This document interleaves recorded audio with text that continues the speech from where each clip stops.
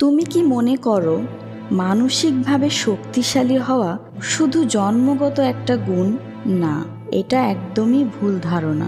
মানসিক শক্তি তৈরি হয় ছোট ছোট দৈনন্দিন অভ্যাস থেকে। আজকে আমি তোমার সাথে শেয়ার করব স্টোয়িক দর্শনের 5টি শক্তিশালী অভ্যাস, যা তুমি আজ থেকেই প্র্যাকটিস শুরু করতে পারো। এগুলো শুধু দুঃখ কষ্টে টিকে থাকতে সাহায্য করবে না, বরং তোমার জীবনকে করবে স্থির, শান্ত ও শক্তিশালী। মার্কাস অরেলিয়াস, সেনেকা, এপিকটেটাস, এই স্টোয়িক দার্শনিকরা যেসব অভ্যাস মানতেন, আজ তুমি এবং আমি তা শিখব। ভিডিওর শেষে আমি বলবো কিভাবে এই অভ্যাসগুলো তোমার রুটিনে আনা যাবে, তাই শেষ পর্যন্ত দেখবে। অভ্যাস 1, সকালে নিজেকে রিমাইন্ড করো, জীবন অনিশ্চিত। মার্কাস অরেলিয়াস প্রতিদিন সকালে নিজের জার্নালে লিখতেন, আজকে আমি এমন মানুষের সাথে দেখা করব যারা স্বার্থপর হবে, রাগ করবে, আমাকে আঘাত করবে। আমি এসবের জন্য প্রস্তুত থাকব। এই অভ্যাসের নাম হলো মর্নিং রিফ্লেকশন। তুমি দিন শুরু করার আগে নিজের মনে বলো, আজকে সব কিছু আমার ইচ্ছে মতো নাও হতে পারে, আমি সেটা মেনে নিতে প্রস্তুত। এর উপকারিতা হচ্ছে তোমার ভিতরে প্রত্যাশা কমে যাবে। যখন বাস্তবতাকে শুরু থেকেই কঠিন করে দেখবে, তখন তোমার মন ভাঙবে না, তুমি আরো বেশি শান্ত ও প্রস্তুত থাকবে। অভ্যাস 2, জার্নালিং, নিজের সাথে কথা বলা। স্টোয়িকরা প্রতিদিন ডায়েরি লিখতেন। সেনেকা লিখেছেন, আমরা যখন লিখি তখন আমরা নিজেদের বিচার নিজেরা করি। প্রতিদিন রাতে 5 মিনিট সময় নিয়ে লিখো, আজ আমি কি ভালো করলাম, কোথায় আমি নিজেকে হারালাম, আগামীকাল কিভাবে আরো ভালো হতে পারি। এর উপকারিতা হলো নিজের ভুলগুলো চোখে পড়ে, মানসিক অশান্তি কমে যায়, তুমি নিজের জীবনে দায়িত্ব নিতে শিখবে।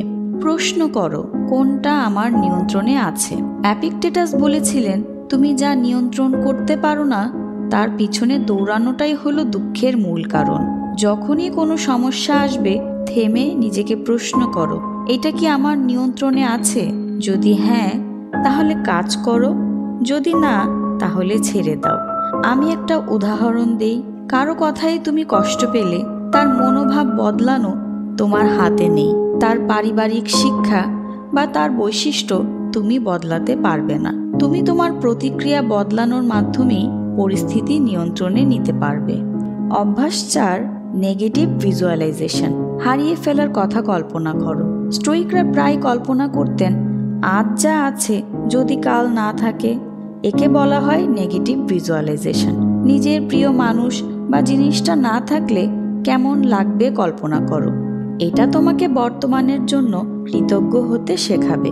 এই যেমন তুমি তোমার প্রিয় কফি কাপ ভেঙে ফেললে দুঃখ পাবে, কিন্তু মনে করো এটা তো যে কোনো সময়ই ভাঙতে পারত।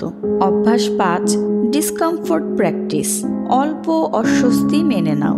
সেনেকা বলতেন, প্রতিদিন কিছুটা অস্বস্তি গ্রহণ করো, যাতে বড় কষ্ট এলে তুমি ভেঙে না পড়ো। এটা কিভাবে করা যায়?